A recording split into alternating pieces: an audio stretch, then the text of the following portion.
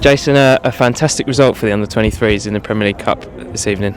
Yeah, I mean, very pleased with it. The objectives we set out from the beginning of the game was to go and win the game, because with Middlesbrough winning earlier on this afternoon against Wimbledon, put them on 6 points and kept us on 1 point and bottom of the league. So I said it was about us getting a win today and keeping ourselves in amongst it going into the final three in the group. So no, I was pleased with that. We got the result and the way that we did it, because I said it was about us starting fast, having a good tempo in what we do, and I think we've done that.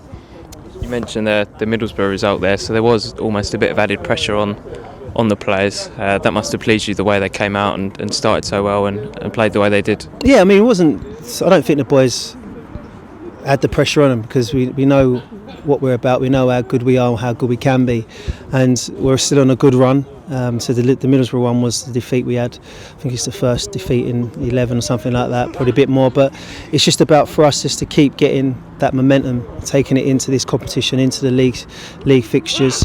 And it was important that we got the result today, because it keeps us in touch with the rest of the group, with Wimbledon and Middlesbrough and even Fulham on 3 points now. But it's just now it keeps us the start of the new year knowing that we've got to keep getting results to qualify in the group.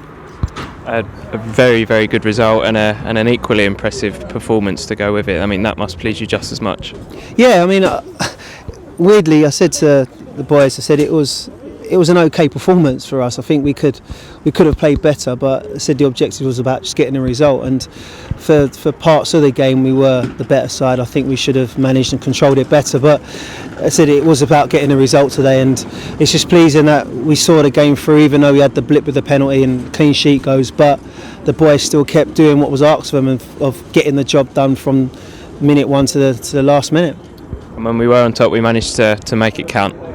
Yeah, it was. I mean, we scored at good times as well, and good goals that they were, because we knew that they would try to play in dangerous areas, and we was able to nick it. And there's a good pull from Joe, which put into Josh, and another finish and another goal from him is on a bit of a streak. And with Joe to get on the score sheet again with his right foot is always pleasing as well, by cutting inside and getting the finish. But I was pleased with it, and to have the start that we did in the second half, you'd expect us to sort of go on to get more, but I think we still held our own for the remainder of it.